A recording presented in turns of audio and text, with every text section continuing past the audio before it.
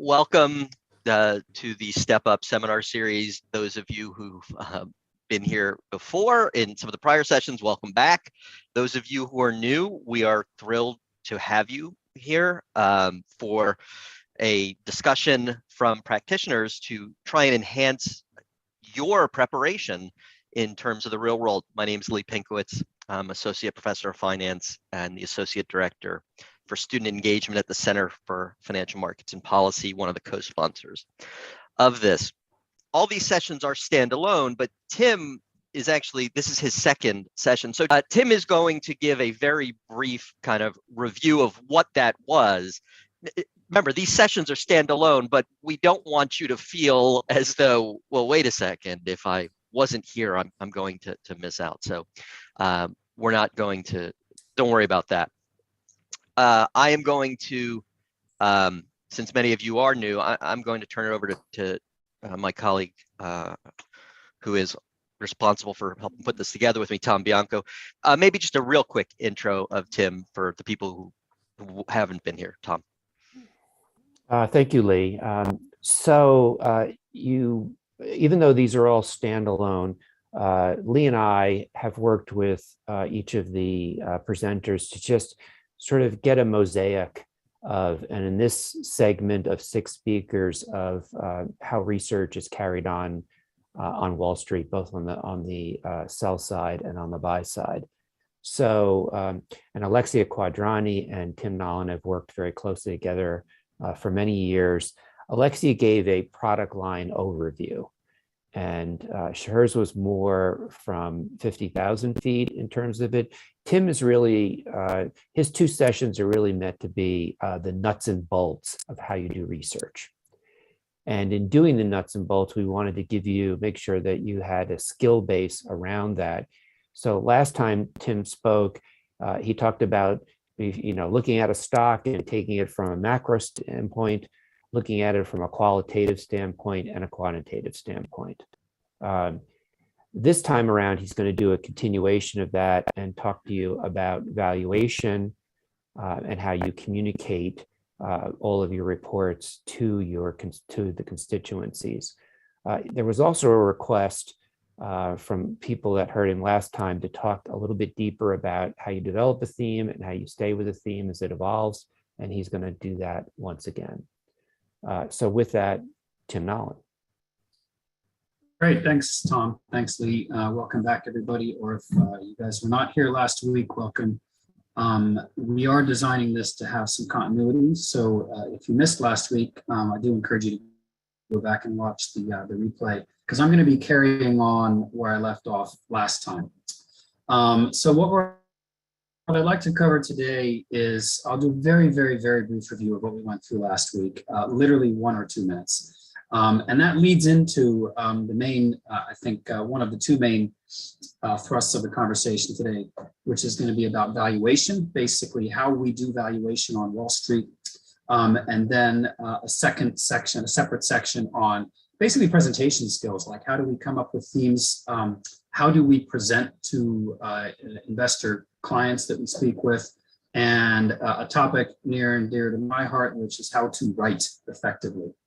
Brief rundown then of what we went through last week. Basically, we ran through what does an analyst do, what types of sell side and buy side firms are out there. I talked a bit about my sector coverage, which I've coined the term media tech, which was originally traditional media, but over the last several years has shifted much, much, much more to streaming media and to technology data-driven digital media. We ran through some of the main ways to understand, how to analyze an industry, which leads into how to analyze a stock. And there are cyclical factors, which, for example, in the advertising industry include, various economic indicators. And then you can understand how a stock trades versus the market based on cyclical patterns. And then there are structural factors. And just one example in the media landscape is, the cord-cutting phenomenon, people dropping their pay TV subscriptions in favor of taking on streaming services, and what has happened to the valuations of the traditional media stocks as that has transpired. And then, qualitatively getting into more stock-specific understanding, there's a difference between understanding what makes a good company versus what makes a good stock, some of these factors, and what makes a good or bad stock versus a good or bad company. And there are just lots of factors involved. I won't review all the details here, but again, this is what we talked through last week. Then we talked about quantitatively how to understand, how to model a company and how important it is. Now, I wanted to pick up on a question that came up last week, which is about the coursework that you're doing in accounting and finance. I mean, it is utterly essential. It is absolutely basic. You cannot be an equity analyst if you don't understand the principles of accounting. And then you bring that forth into understanding. So where we left off last week was talking about how to model a company, how to forecast earnings, and there are various examples I gave. I used Omnicom as an example. I used Disney as an example, and I used, I think, the trade desk as an example as well. Various earnings lines and some things to discuss in terms of revenues down to earnings down to below the line items. So I'm not going to review all those now, but this is basically what we got to last week. Let me put it this way. You must learn how a DCF works. DCFs are wonderful orchestrations of all of the principles that you learn in accounting and finance, brought together into a nice, neat kind of a summary of how to understand the value of a stock. So you have to put your earnings forecast into that. You have to understand discount rates. You have to understand the beta, that can affect, the volatility of a stock. All of this goes in to a DCF analysis, and it is an essential understanding that is required to do this work. That said, there is only, I think, one stock that I use the DCF as the primary valuation metric for, and that is Netflix. And the reason for that is the other valuation methods to use for Netflix, I find, are not that illuminating, not that helpful. Now, all this said, when it comes time to updating our Netflix forecasts and valuation, we spend a lot of time in that DCF because there are a ton of moving parts in there, and it's actually kind of hard to get your hands around and continue to see the forest for the trees when all of these factors are moving. So it's easy to get lost. So we do spend quite a bit of time on that. A couple more words on DCFs before I get into comps. We do maintain DCFs for all of the stocks that we cover, and actually they can be quite revealing sometimes. Let me give you a couple of specific examples here. Tim, how many stocks? Tom actually was for the people here. How many stocks do you cover? So is one of two, one of 20? One out. Yeah. I covered 24, 26. I forget. Call it 25 stocks. So it is very rare for you. Which, by the way, 25 is becoming a more normal number on Wall Street. I mean, when I started off, it was more normal to cover like 10 or 12 stocks, and now we're spread that much thinner that we're required to cover more. But so, one out of the 25 or so. But I keep DCFs for all of the companies that I cover. I do update them quarterly. And a couple of examples I want to give you on where DCF does matter. And actually, in these very volatile trading markets, this is actually very interesting and very revealing. Two of the stocks that I cover, the Trade Desk, ticker TTD, and Roku, which I'm sure you know as consumers, have traded at very, very, very high comp multiples over the last few years, up until a couple of months ago when there's a big, tank in a lot of these high-tech growth stocks. Now, I've noticed for a long time that the DCF values that I carry for the Trade Desk and Roku are quite a ways below the comp implied multiples. And lo and behold, you look at your DCF more recently when these stocks have traded down. I think Roku is down something like 75% from its peak just a few months ago. Lo and behold, the DCF is actually about where the stocks are trading at right now. On the other side, another stock I talked about last week, Omnicom, relatively boring traditional ad agency holding company. On that stock, I've had a DCF value quite a ways above the implied multiples on that stock for some time. And lo and behold, Omnicom reported results yesterday or today, last night. Good results. Stock was up 13%, I think it was today. And I looked at my DCF, and lo and behold, the valuation is actually right about where the DCF is telling us it should be. So you can go years with the DCF implied value being far above or far below where the comps are telling you. And eventually they kind of do come back to what that DCF value is. Now, does that mean that should be your primary valuation metric? Maybe not primary, at least in my case. But let me give you one other example. A colleague of mine who covers switched his primary valuation methodology from EV to sales to DCF. And the reason he did that was he felt that there was too much disparity in the EV to sales multiples among his stocks.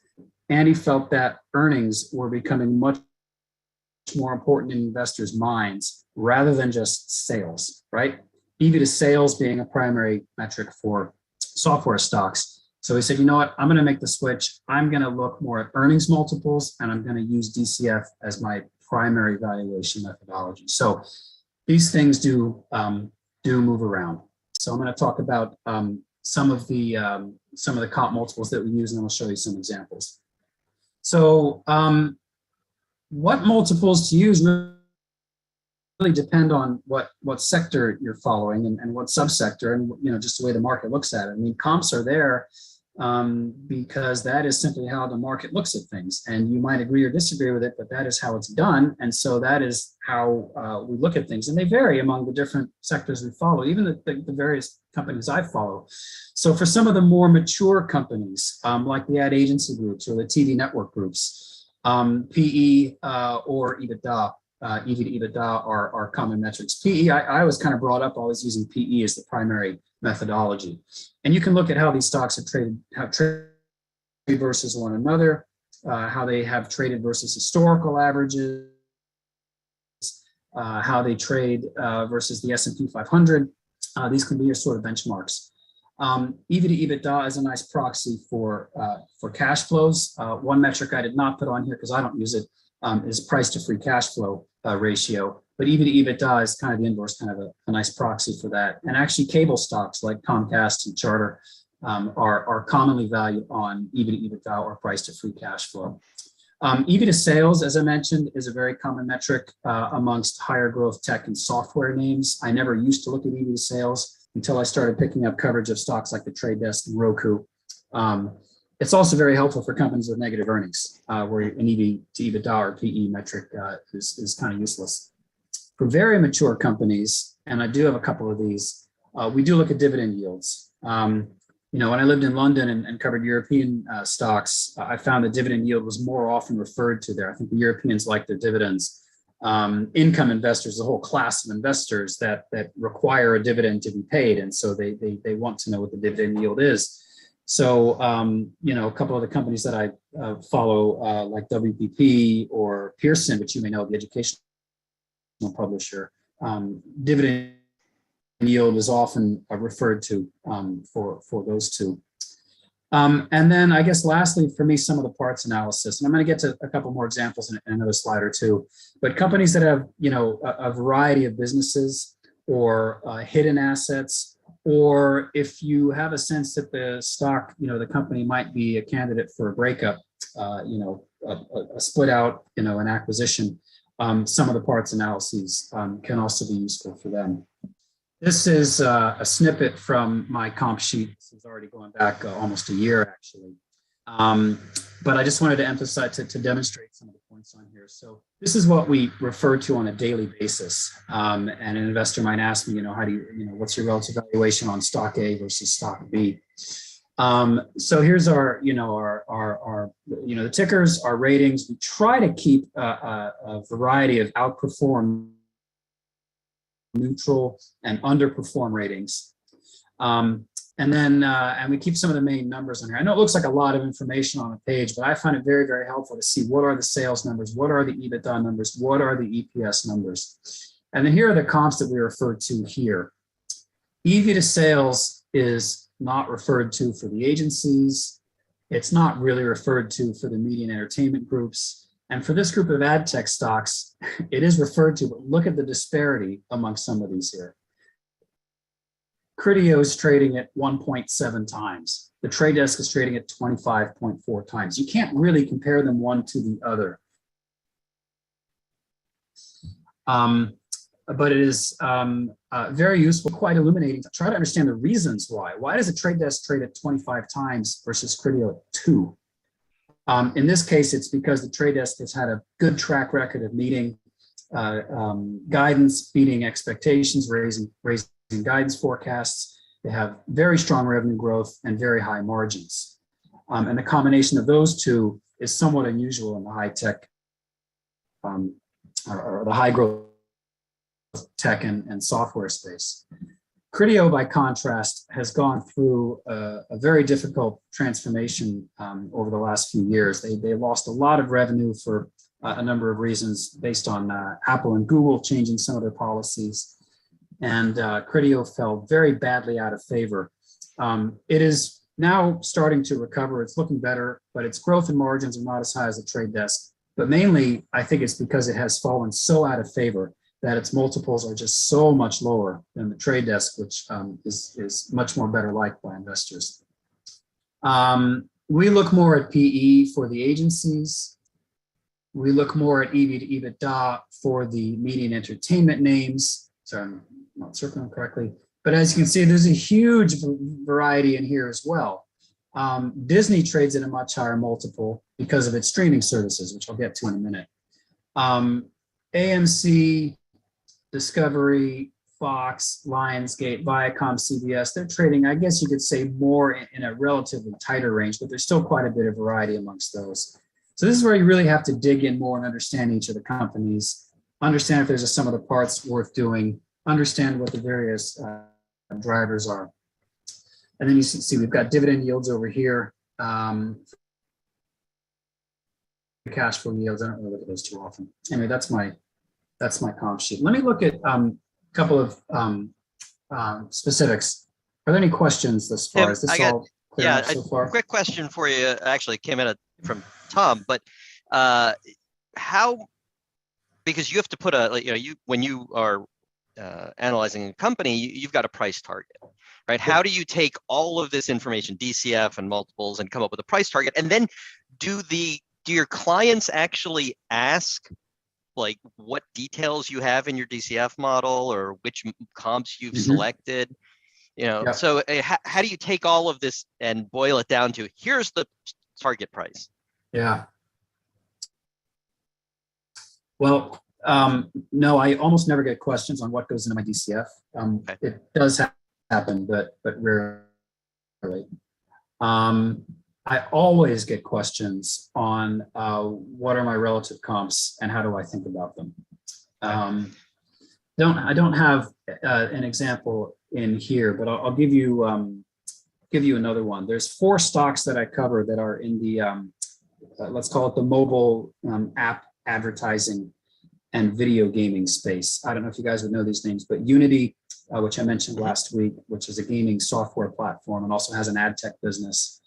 AppLovin, which is a mobile game maker and has an ad tech business, and then Digital Turbine and Iron Source. The range of EV to sales on these guys is literally something like 5 times for AppLovin up to like 20 times for Unity. And Digital Turbine and Iron Source are somewhere in the middle. How do we come to a target on these? Well, part of it, to be honest, is if you like the growth prospects of the company, if you think it's got a lot of upside, the total available market has a lot of headroom on the ceiling, there's a acceleration in growth rates coming, all these sorts of factors. Sometimes a stock looks expensive, but it just looks like such a good growth story that you want to own it anyway. So that's kind of how we came to our target price on Unity, even though it was already trading at something like 25 times EV to sales. Because Unity is one of these builders of the metaverse. And so NVIDIA or Facebook, which is now called Meta, companies like this just have, exponential growth prospects. I don't know about Facebook anymore, but anyway, Unity has exponential growth prospects. And it's almost like, I don't know what the right EV to sales multiple is, part of me almost doesn't care because I know it's big and I can comp it against a whole range of, software as a service, SaaS software companies that trade at higher multiples. So I can say, well, this is how I can justify Unity at a 30 times target multiple, because a bunch of other stocks that are growing even faster, are trading at 50 times or whatever the number might be. So there's a little bit of that. There's a lot of that goes into setting a target price. But understanding the relative comp group is very important, and then the factors within that. So two other things here, Alexi. First of all, for those of you who read the chat, so Alexi would like to know, are there any industries where residual income could be the best valuation solution? For those of you who don't know, residual income is very similar to sort of DCF. It's a much more academic type thing. Yeah. Alexi, I can actually answer the last part. Why don't they respect DCF? It's because they don't like academics. But actually, Tim could probably speak to that. But Ian also has a really, really good point about, is your preference for comps based on the cyclical nature of the stocks that you cover, right? Cyclical company cash flows tend to violate the assumptions for DCF. Ian, I'm not sure I agree with that last statement, but I see where you're going with it. So Tim, I guess really they're both asking industry questions. Is your preference sort of, unbiased is not the right word, shaped by the industry you are covering? And is it that if they were covering a different industry, it might be very different? Yeah, for sure. Why do we choose EV to sales versus EV to EBITDA versus PE versus dividend yield as the valuation metric? Depends on, the maturity of the subsector. It depends on the growth prospects of a company within that subsector. Depends on how you compare one with the other. So, look, comps are very useful because, it is what the market is telling you what the stock is worth right now, and you can agree or disagree with that. You can say, look, I think this is too expensive because of reasons X, Y, Z. I think the multiple should be 10 times, not 12 times. Or conversely, like Unity, you can say, look, I know it's already trading at 25 times EV to sales, but it's going to grow so much faster, and we can't even model how fast it's going to grow. I think it just there's a very, very high multiple. Don't know if that answers the question directly, but there are lots of different ways to look at these, and it's true you do sort of modify your approach to suit your needs at times.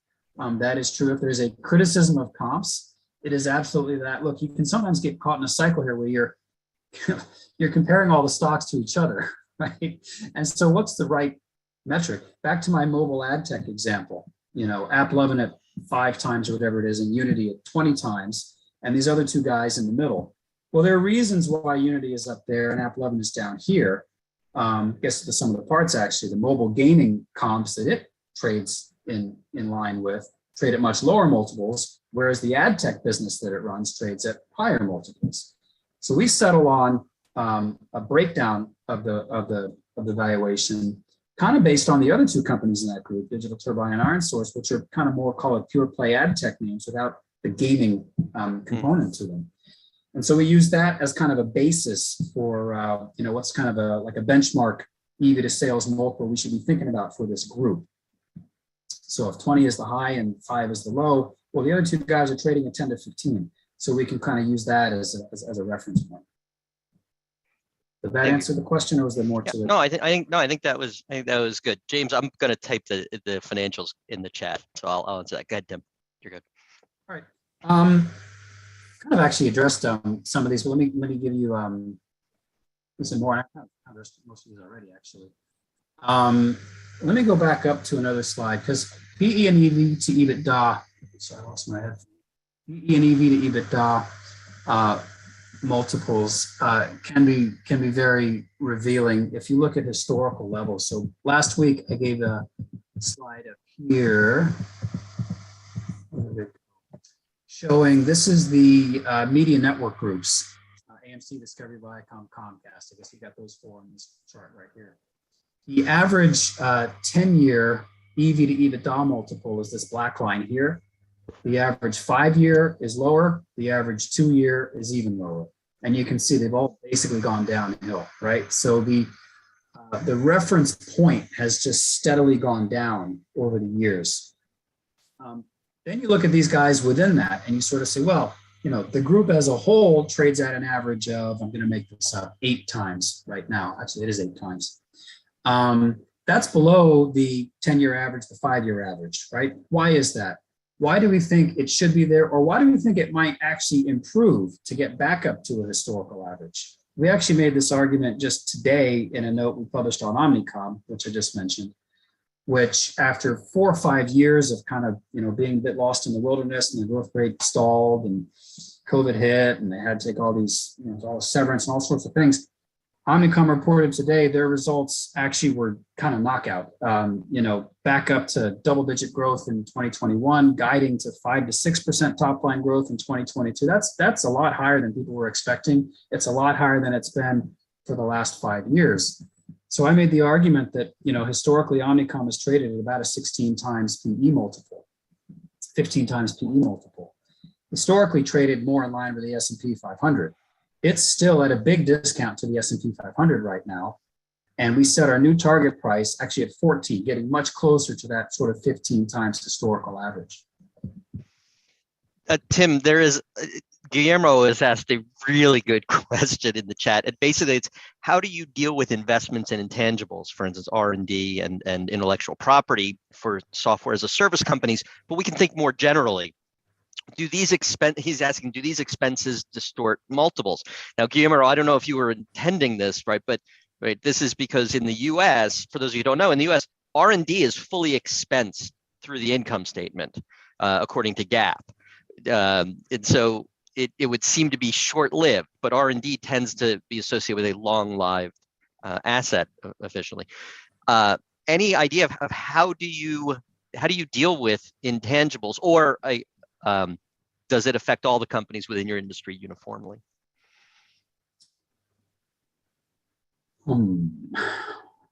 Not exactly sure how to answer this. When I think of intangibles, I think of,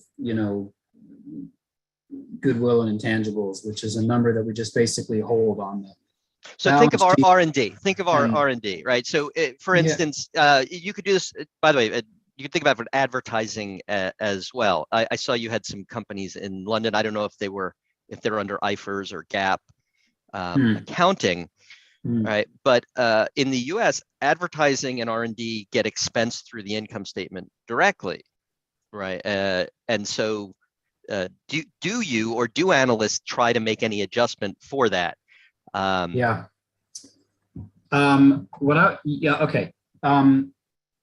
It's an interesting question because a lot of my companies, most of the companies I follow, report adjusted earnings and adjusted EPS. Okay. R&D, you're right, is expensed normally. So I forecast R&D as a percentage of revenue or growth rate, or one of those two, and I don't really adjust for that. But when a company under U.S. GAAP reports its earnings, it's required to put very clearly at the top of its presentation revenue, GAAP earnings, not adjusted earnings. First, you have to give GAAP numbers, then you focus on those. So one of those adjustments, we generally refer to EBITA or EBITDA, so earnings before D&A, or at least earnings before amortization of intangibles. So that's to compare companies on a more like-to-like basis. And then there are other adjustments that we often make, and they can run fairly long. Restructuring charges, that's a big debate, whether you should include or exclude restructuring charges. Whether it's severance or whether it's integration costs of an acquired business or whatever it may be. So I think maybe the best answer would be, we try to, in most cases, I think in all cases, put in the GAAP numbers. So whatever the actual cost items are, R&D, whatever they are, put them in there. And then we adjust out for some things to make companies directly comparable one to another. For example, the US ad holding companies like Omnicom versus the Europeans like WPP. We do EBITA because that puts those two on a similar comparable Mhm. basis between US GAAP and IFRS metrics. Does that answer that? No, absolutely, and I greatly appreciate it. Those of you who either have taken valuation or planning to take valuation, we talk about this. One of the things we talk about is what types of adjustments have to be made, and it comes from accounting issues, right? Just there are accounting rules, and McKinsey loves EBITDA, right? EBITDA is sort of those of you who've seen the McKinsey valuation book. That's their metric, right? So thank you, Tim. And great question, Guillermo. Yeah, no, very, very good question. And there are times when we get all caught up and running around circles trying to figure these things out. In fact, I've got two companies that have reported earnings just this evening, Disney and then another ad tech company called LiveRamp. And just before we got this call, I'm down an associate right now, so I'm doing some of the dirty work myself these days. I'm trying to put LiveRamp's earnings, update into my model, my Q4 numbers. And I made the mistake, because I usually rely on my associates to put these numbers in, of just putting in the reported GAAP numbers into the cost lines. Then I realized, wait a minute, my earnings don't look the same as what they're saying it is, as the adjusted numbers that I typically refer to. I had to scroll all the way down the bottom of the press release, find the various tables that show the adjustment items, and use those rather than the reported numbers. So, I literally an hour ago was just getting lost in this myself. Let's see, what did I want to talk about here? PE, EBITDA, so I keep talking about those. Some of the parts is a very interesting and sometimes useful evaluation tool. And let me give you the example of Fox Corporation, so the TV network group. If you were to simply look at Fox's comp valuation, just find this here. Now, this is a year old, so it's not exactly up to date. But see how its PE is almost 20 times 2021 earnings a year ago. All right, versus AMC is only 11. Let's just look at those numbers, for example. 20 times versus 11 times. Why is that?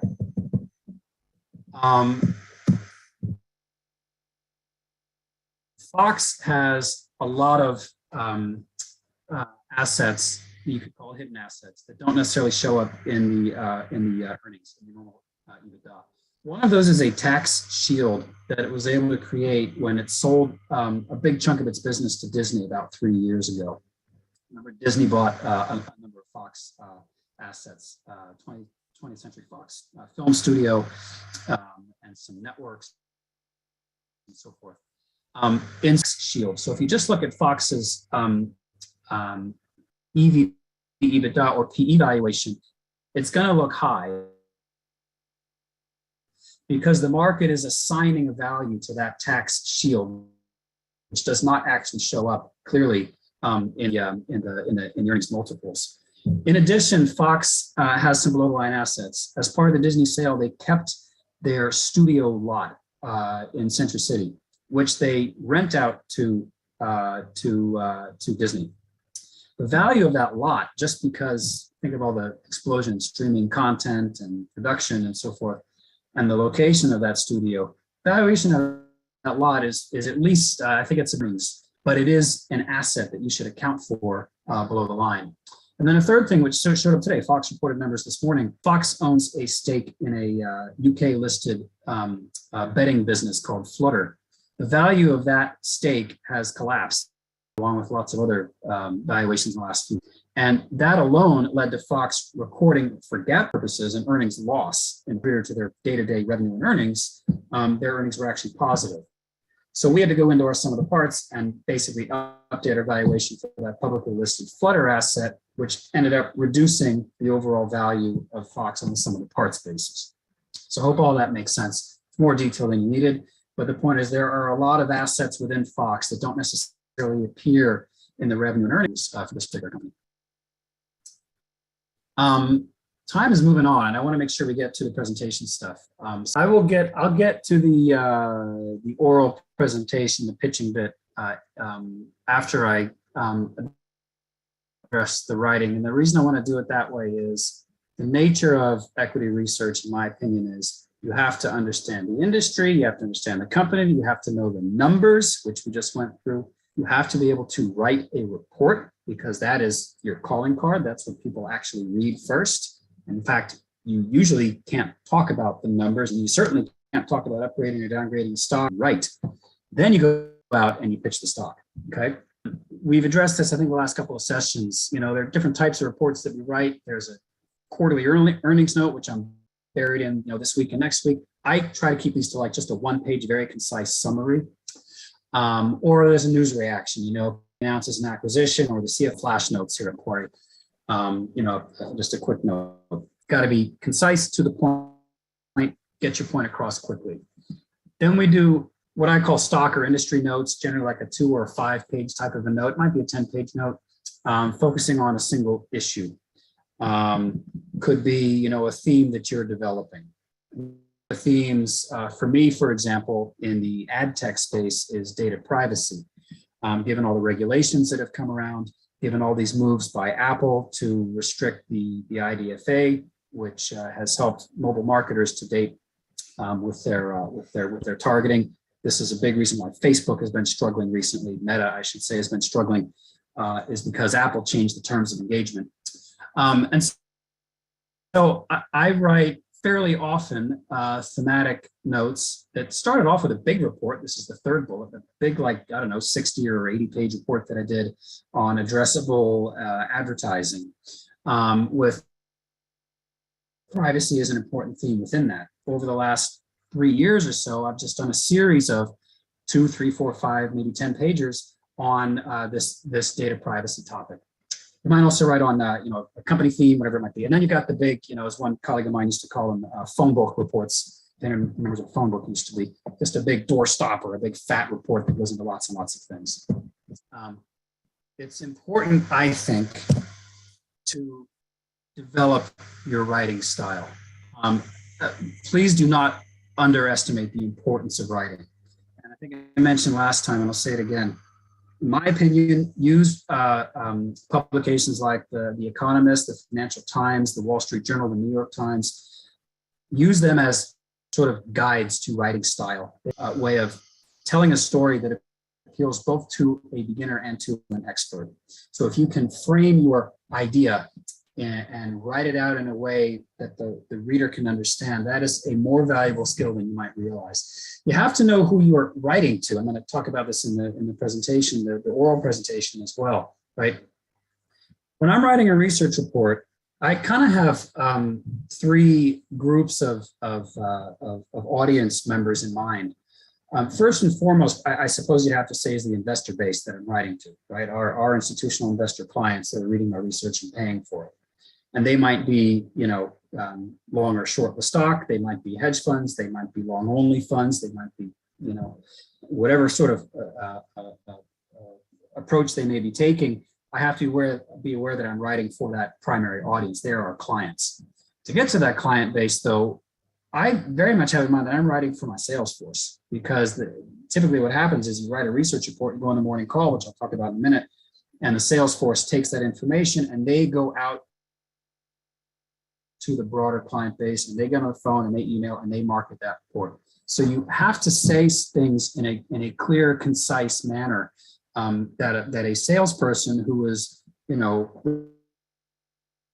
presenting all of your research person can go out. And by the way, it really helps, obviously, have a track record, but you build a track record by developing themes, by having concepts and ideas that you keep coming back to, and you can reiterate and say, look, Disney just reported numbers. Their streaming subscriber number beat expectations. As we told you, they're going to be expanding internationally over the next couple of years. And so there's a real opportunity for them to be adding subscribers, right? That's a theme. And that's something that actually just came through in Disney's numbers just now. That's not a difficult thing for a salesperson to pick up on. They can go out and pitch that as a core theme. And they'll say, look, our analyst is talking about this theme. He's done the work to try to figure out what the subscriber numbers should be, et cetera, et cetera. So the sales force is a very important kind of audience that you're writing to. And then don't forget, there's a much wider universe of people that can access your research. You're covering stocks, so you're writing on these companies. If you're going to be downgrading a stock, you want to be careful about how you say certain things, right? You want to be sure that you're covering all the basic facts, and you're presenting things in a way that the companies that you cover will, even if they might disagree with your view, will respect what you're writing and say, I understand what you're saying. That's very important. And then, of course, there's the press, and there's other industry folk that are doing your research too. This is business writing. This is not prose. One mistake that junior analysts often make when they come in is they start winding around and telling a story, and then they get to the conclusion. Okay, this is not prose. This is not poetry. Nobody has the time for that. If 3 minutes is all you got, actually, when you're reading research and you're a portfolio manager and analyst, and you have 30 brokers or more sending you research on 1,000 stocks on a daily basis, you might only have 3 seconds, never mind 3 minutes, to figure out if you want to read this research report. State the conclusion first, then provide supporting evidence. It's almost to the point where, every paragraph that you write, you learn this in grammar school, should have a main statement and then supporting evidence. Main statement and then supporting evidence. Use the active voice, don't use the passive voice. Be consistent in what you say. Again, if you're reinforcing a call that you made, especially if you were right, and you say, this is what we said a week ago, we thought Disney was going to report subs of X, they just reported subs of X. Be consistent and reinforce the view that you have. Succinctness is very important, and the quality, much more so than the quantity, I think is really what matters. And again, kind of a bit of advice. My style is, I treat this as an iterative process. I don't necessarily sometimes dive in and just start writing, and then the ideas come. That's in direct contrast to a colleague I had once who was amazing at just sitting there with his eyes closed, putting an outline together in his head, and then getting out and just writing the whole thing just like that. So you have your own style, have your own way of doing things. But I guess my point is, understand what that writing style is. Let me give you a couple examples of bad writing, okay? This drives me nuts. Hope you can read this. These are actual examples that my associate wrote on a recent note on Unity. Unity is at the cross-section media. I don't know what the hell that means. And more specifically, has positioned itself at the forefront. The second bit of the sentence is a little bit more real. This actually makes a bit more sense to me. I crossed out the first bit because I just wiped that out completely. I won't read the example, but look at the second case. What was it? 2 lines on this screen I crossed out, and I wrote into basically 10 words. Succinctness, conciseness matters. Please avoid what I call squishy words. I've given a few of them here. Synergies is a totally overutilized word. Totally overused word. I just threw another one into my own sentence. And going forward is another one. People are often about, on a going forward basis. What does that mean? Just say it will. Please be careful of not capitalizing common nouns. This drives me nuts. Anyway, I won't be too on that. Okay. The oral presentation, the stock pitch. 3 minutes, I would argue, is maybe a maximum time that you might actually have to make an impression. In the morning meeting, what we're doing is we published our note overnight. We come in the morning and we are making our pitch to the sales force that they're then going to go out with to the Macquarie is basically, 2 to 3 minutes is your presentation time. During that time, you need to really say your conclusion. You need to state, what stock are you, what is your rating on the stock, and why are you speaking on this stock. Make your point. Give some supporting evidence, maybe 3 points of supporting evidence. Talk about valuation. Talk about risks to your call where you might be wrong. And that's it. And what I've found in my early days as a senior analyst, when I started going on the call, I made the mistake probably of trying to ad-lib a little bit too much.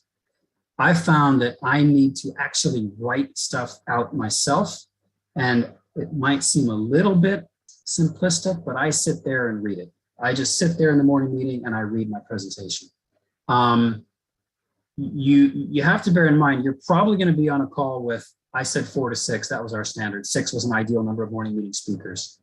By the time you're at the 4th or 5th speaker, the sales force is already maybe starting to tune out, right? So you really have to make your point clear.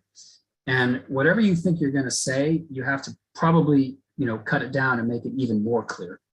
I found that what I usually do is I write something out that I want to say, and I literally say, okay, now I have to cut this in half, because that's really about the amount of time that I've got.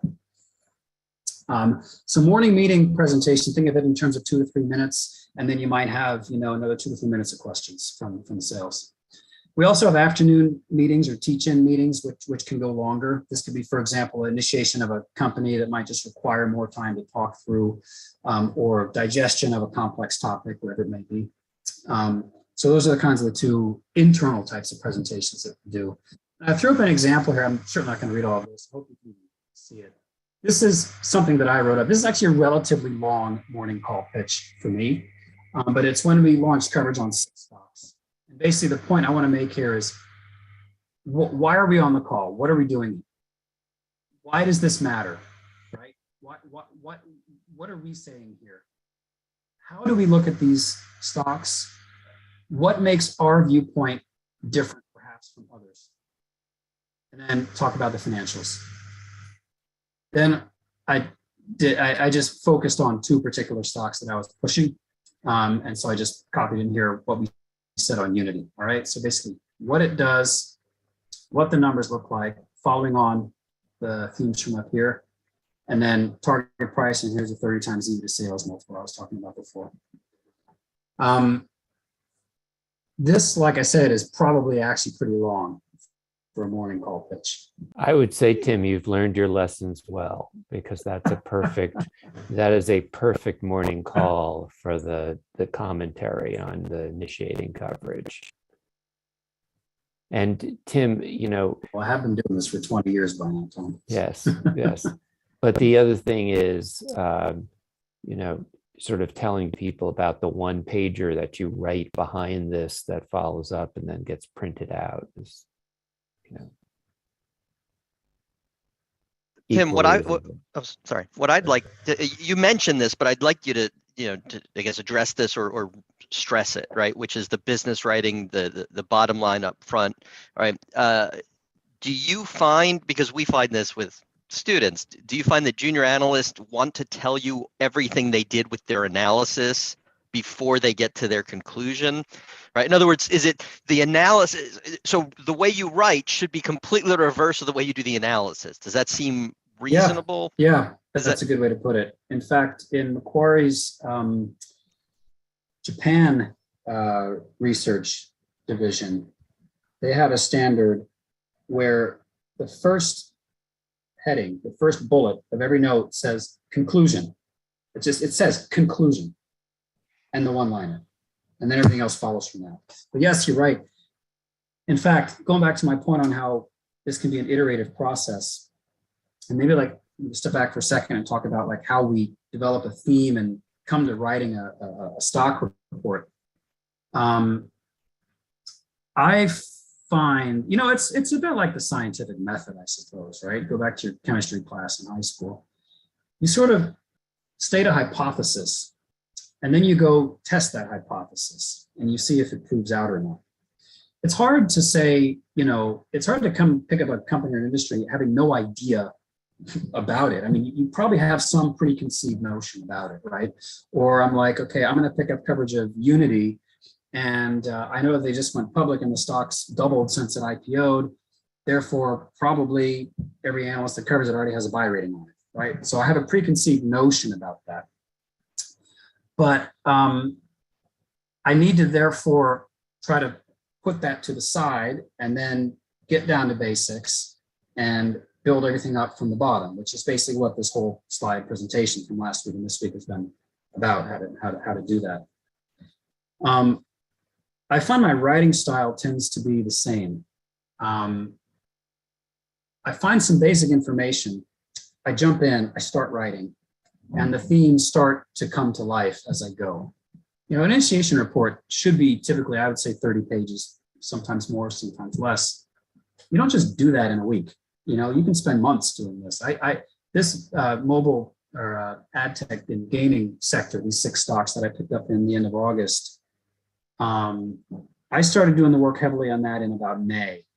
And I actually dropped most other things I was working on to get these 6 stocks under coverage out, because it was important to me for various reasons to get these out. And I pretty much, other than earnings, in July and August, this is pretty much what my team and I did for 3 or 4 months. That's pretty fast, actually. That's a pretty fast turnaround to do this. So what was the point of this? Developing a theme is not necessarily easy to do. It shouldn't come to you from the beginning. It should come to you as you work through it and you read more and you understand more and you talk with a company and you go through the financials and you start to write. The themes start to come to life. Few examples of themes, and it's really important to develop a theme and develop a voice, because that's what you'll be recognized for. I'd say what I've kind of tried to do over the last, my whole career really, but it's, I think, come to a head really in the ad tech sector coverage that I've built up over the last few years with a lot of companies that have just simply gone public in the last few years, is I've drawn upon 20 years of covering the advertising industry, 10 years of covering the media network industry, put those two together and said, all these new companies have come to market. How can I pull the best of my ad industry knowledge, the best of my media industry knowledge into explaining how advertising technology works and why we think it's a good growth sector and who these companies are and what they do and how they're different from one another and why we think, for the most part, these are good investments. So, that's one example of me actually developing ad tech as a theme. And I partly chose that as well as something to focus on, because it's a hard as hell sector to understand. And actually, there's not a lot of people that on the sell side that actually cover it. So I just identified a niche that I could sort of build out for myself and say, this is where I'm going to kind of plant my flag. Other themes that can be developed that I've developed over the years, perhaps a bit more obvious, Disney Plus with its pivot to, direct to consumer streaming. And now, as I said, Disney just reported results a couple hours ago and had surprisingly strong numbers, but maybe not so surprising if you say, well, they just launched in 3 countries, last quarter, three big countries that they hadn't been in before. And by the way, there's a new Star Wars series, and there was that Beatles show. So actually, that might attract subscribers. On the flip side, Netflix, as you might have seen a couple of weeks ago, totally bombed out because it's hard to believe I'm saying this, but they're a more mature company by now in the streaming space. Their US subscriber base may be more or less maxed out. And because there's so much competition, they have to invest heavily in content just as everyone else does. So they guided their margins down in 22, not up as everyone was expecting them. We unfortunately did not have a sell rating on Netflix. We did have a neutral rating, which we had downgraded from an outperform a couple of years ago when all the streaming wars got underway. So that, again, is kind of a continuation of a theme. Looking at my notes, what else I wanted to say? I think can I ask a question? Yep. Just in that space, right? Because when it started, right, they were just streaming platforms, but we are seeing massive. I don't necessarily know if capital investment is the right way to phrase it, but massive investment in content, right? Like Amazon is producing their own things, and Netflix is producing their own, and Disney has their own. How do you incorporate, what was originally sort of a platform to now trying to account for basically they've become media companies? Yeah.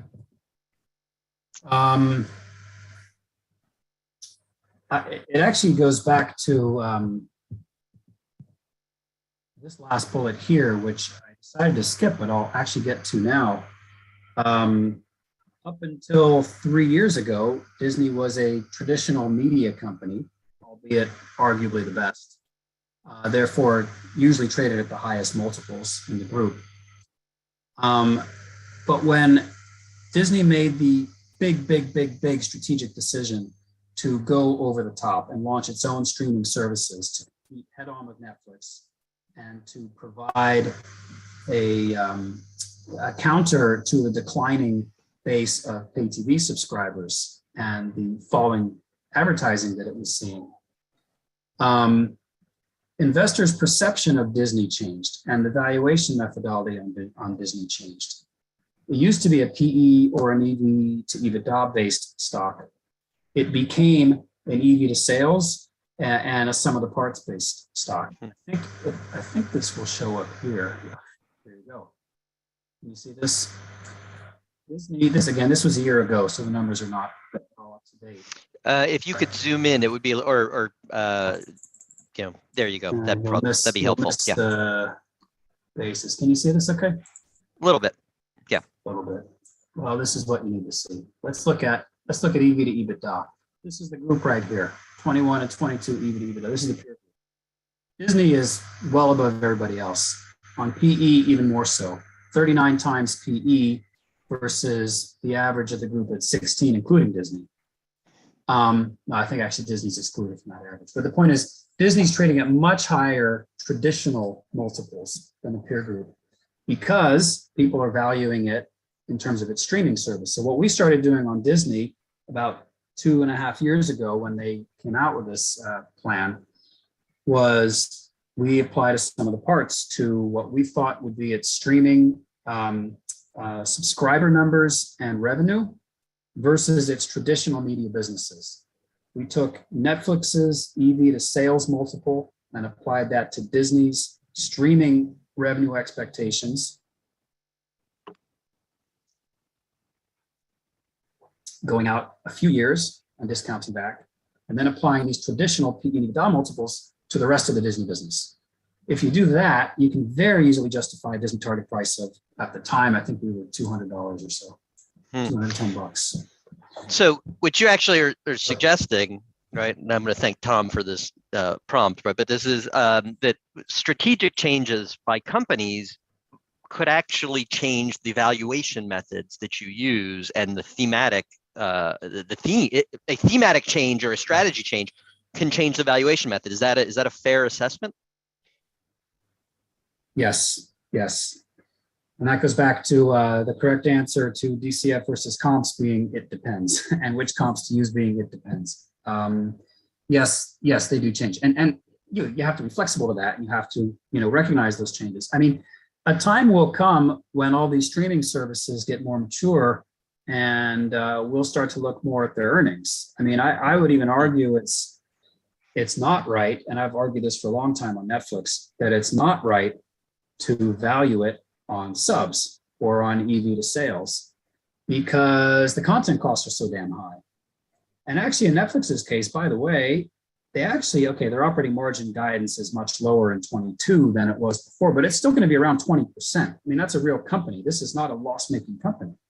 And their free cash flows are going to swing finally positive next year, 22. So, I've started having this conversation with some investors. I think I mentioned my software colleague has switched his valuation methodology now. I've started having a conversation with investors. When do we start valuing Netflix on EV to EBITDA, not EV to sales or whatever's in your DCF? I think people are starting to do that. And maybe it's a little bit of impatience over loss-making companies that have now crashed in the last few months. Maybe it's an awareness that actually, believe it or not, earnings does matter. And so there comes a time when you have to look at that. So where EV to sales is the metric right now for the streaming guys and for the ad tech guys, that's going to change and earnings will matter. And then PE and EBITDA multiples will matter and DCFs will matter. When you're using these comps, you had pointed out that in some of them, we'll call them outliers, right? How do you determine the comp set? Right. How do you, is there judgment of, well, this, I'm going to eliminate this as a comp because it's an outlier or I'm going to eliminate it for, I don't know, strategic reasons. Yeah. I recognize it's an art. So but how do you even think about that? And how should they be thinking about it? Yep. Very important point as well. And you'll see, if you can see on the comp sheet here, in our media entertainment group, we exclude Disney and Warner Music from the averages here because they're so much higher. Warner is high for different reasons I won't get into.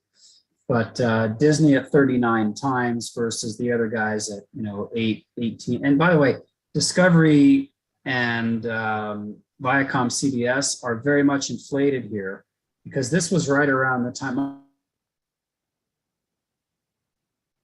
have even been the very same note where this happened. I mentioned this last week when Discovery had a huge run up for various non-fundamental reasons. And it hit these very, very high valuations. And then it just crashed almost overnight. Again, non-fundamental reasons, market trading reasons. So these numbers are, I think, at that time. And so they still have these much higher numbers. If I were to look at my comp sheet right now, in fact, I will, just from a couple of days ago, but on, let's say, EV to EBITDA, Disney before today was trading at 27 times. Sorry, that's PE, 27 times PE. The peer group average, excluding Disney and Warner, is 9 times. So the updated version of this comp sheet excludes Disney and Warner. And by the way, these numbers are much, much lower now. I don't know if I'm answering the question directly, but yes, there are. See, this is the downside to comps, is right. The downside to the DCF is that, you can always fiddle with whatever you put into it. The downside to comps is you can always fiddle with whatever you say that the comparisons are. And the timing and the reasons why you include or exclude whatever you want, right? But just to be clear, and believe me, we do this all the time, right? Integrity is so important, though, to the way you do things. I have been called out by investors for changing evaluation methodology, or, for example, raising or lowering the target multiple without perhaps giving a good enough reason. Like, we're raising estimates by X, therefore we're raising our target multiple by X, right? So you absolutely carry your integrity with you. And people are very, very aware. You might think you're just sending this stuff out into the Ethernet and no one really follows it or cares. We have systems at Macquarie that track readership of our documents. We can track emails that we send. I know who's reading my stuff. I actually know which of my investors are reading my stuff, and I can see who's reading it consistently. And I know, therefore, that when I get on the phone with them, they might ask me, okay, so why did you raise your target multiple on AppLovin? Why did you cut your multiple on Netflix? There's a lot of wiggle room in all this valuation stuff, but you have to be consistent and you have to have integrity in what you do, because you will be found out. Tim, did you have a final sort of statement that you wanted to make here? Or? It's a fascinating business. It's challenging. It's not always easy. In fact, it's usually not easy. But that's what's appealing to me about it, is trying to figure out what's going on in an industry, in a company, trying to figure out how to value it, trying to figure out how investors think about it, and what to do with your assessments. I love the writing. I love the investor engagement. It is a good job. It is a difficult job to get into, to be clear, as it might have once been, but it is still an essential component of the financial services industry. And if you're thinking about getting into research, it's a good way to think about things. And please do use your Georgetown connections, because as you can see, there are lots of them, and we are willing to help. And I just want to remind everyone that next week we will have James Van Tassel from UBS and Tim Creedon, because we apparently need to have at least one Tim a week. So Tim will be coming in, Tim Creedon from Neuberger Berman, which will wrap up our first Step Up seminar series.